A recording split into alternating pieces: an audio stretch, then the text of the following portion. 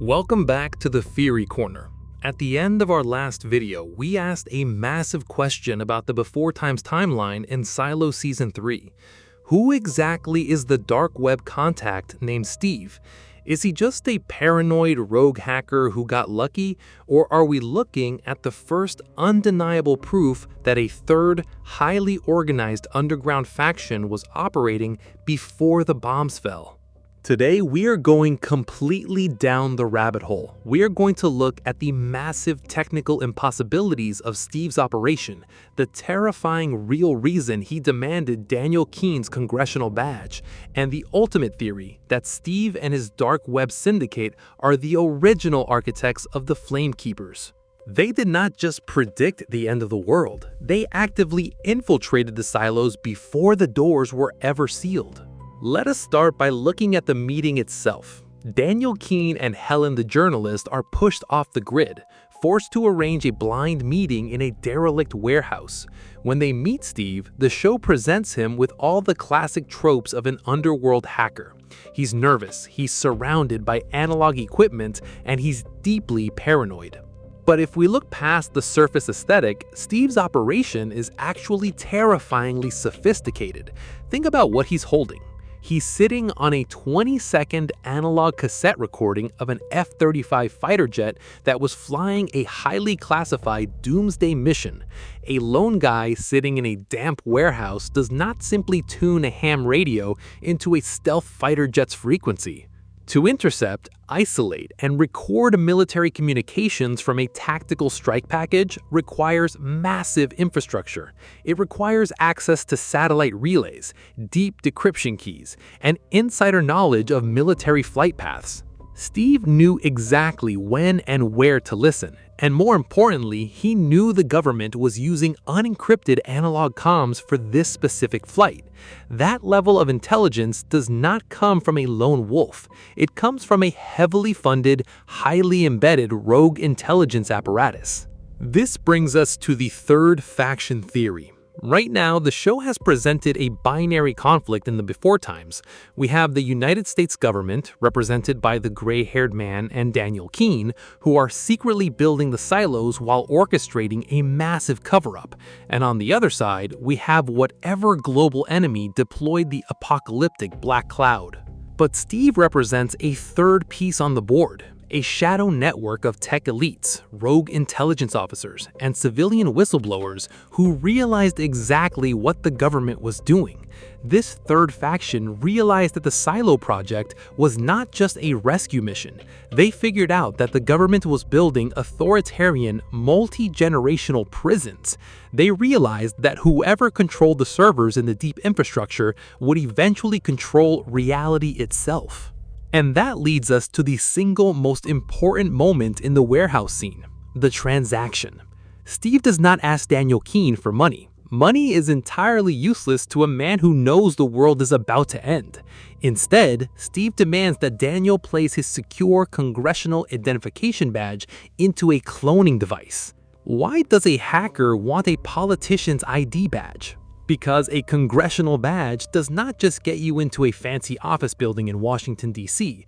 In the event of a catastrophic national emergency, a high-level congressional badge is a golden ticket. It grants access to secure federal facilities, continuity of government bunkers, and most importantly, the massive underground staging areas where the silos are actively being constructed. Steve was not trading that 20-second tape for cash. He was trading it for the keys to the kingdom. This completely recontextualizes everything we know about the history of the bunkers. The founders, the gray-haired man, and Daniel Keene thought they had absolute control over who went into the ground and what information was taken with them. They created the pact. They created the algorithm. They stripped the population of their history to create a perfectly compliant society. But the cloning of Daniel's badge proves that the perimeter was breached before the apocalypse even officially started. If Steve's third faction cloned high-level access badges, they could have physically infiltrated the construction sites of the silos. And this leads us to the ultimate origin of the Relics.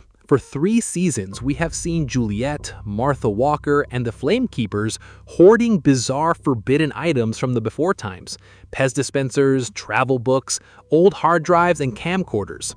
The strict lore of the silos claimed that these items were accidentally left behind, or smuggled in by regular citizens who simply slipped through the cracks during the panic of the evacuation. But what if it was not an accident? What if Steve and his rogue intelligence faction systematically used their clone badges to enter the silos while they were still being constructed? Knowing that the government planned to wipe the memories of the population and erase history, this third faction actively seeded the bunkers with relics. They hid hard drives in the ventilation shafts. They buried books behind the walls. They planted analog equipment deep in the mechanical levels where the IT department rarely goes. They did this because they knew that eventually, decades or centuries later, human curiosity would take over. They planted these breadcrumbs so that future generations would find them, question the pact, and start a rebellion. Steve and his network are the true founding fathers of the Flamekeepers. They knew they couldn't stop the end of the world, and they knew they couldn't stop the gray-haired man from sealing the doors, but they could leave behind the exact tools needed to eventually tear the system down from the inside. This also explains why the algorithm is so incredibly ruthless when it comes to relics. The machine knows that the perimeter was breached. The founders knew that rogue agents infiltrated the system before they won. That's why the punishment for holding a relic is an immediate death sentence. It's not just about keeping the population ignorant, it's centuries-long counterinsurgency war against Steve's third faction. When Steve handed Daniel that physical cassette tape, he was testing him. He warned Daniel not to listen to it, knowing full well that human nature would compel him to put the earpiece in. Steve wanted Daniel to hear the horrifying truth of what the government did to his sister. He wanted to break Daniel's faith in the system. And this leaves us with a terrifying implication for the present day in Silo 18. If Steve's faction used clone badges to plant relics and infiltrate the deep infrastructure, what else did they leave behind? We know Lukas Kyle is currently off the grid, hiding in the darkest, oldest sections of the bunker. Is it possible that Lukas is about to stumble on a safe house, a hidden server room, or a cache of analog equipment left behind by the third faction? The shadow government thought they built a perfect, isolated machine, but Steve proved that the code was infected before it was ever even compiled. This massive revelation opens up entirely new avenues for where Season 3 is heading and leaves us with 3 huge questions that we need to tackle in our next videos. Number 1. The final relic.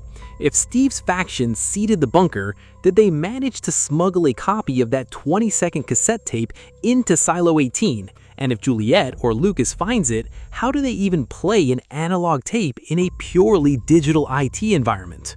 Number 2. The architect's regret. After Daniel listened to the tape and realized his sister was sacrificed, did Daniel secretly turn against the gray-haired man? Did Daniel intentionally leave a fatal flaw in the silo's design before he died? And number 3. The Silo 17 connection. If the third faction infiltrated the project, did they only target Silo 18, or did they establish a hidden analog communication network between all the bunkers that the algorithm cannot detect? Let me know in the comments if you think Steve made it into the silo and what you think he left behind in the walls. Make sure you hit that subscribe button, leave a like on the video, and I will see you all in the next deep dive right here on the Theory Corner.